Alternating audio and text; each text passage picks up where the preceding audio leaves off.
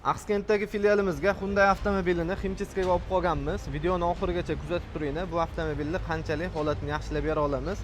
Plastik detallar kir bo'lib, yaltirab ketgan. Mana holatini ko'rishingiz mumkin. Og'ir desa ham bo'lar edi.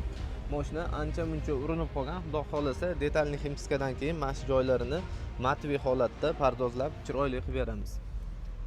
Mana chiqqan kirga ham e'tibor berasizlar.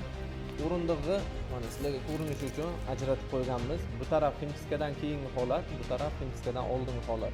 Assalomu alaykum. Ish jarayonlari yakunlandi. Videoni ko'rib bitta xolisona bahoyini berib yuborasizlar va ximchiskani eng zo'ri qayda deb so'ragan do'stinglarga mana shu videoni tashab qo'yasizlar. Plastik detallarga e'tibor berasizlar. Ximchiskadan keyin addushi mehr berib, hammasini matviy holatga olib kelib qo'yganmiz. Torpedalari ham ancha-muncha urinib qoluvdi. Mana xudo xolasa bularni ham 100% o'zgartirib berdi. O'rindiqlar umuman yaltirab ketganda mana xuddi yangi o'rindiq qo'yib qo'ygandaqa matviy holatda turibdi.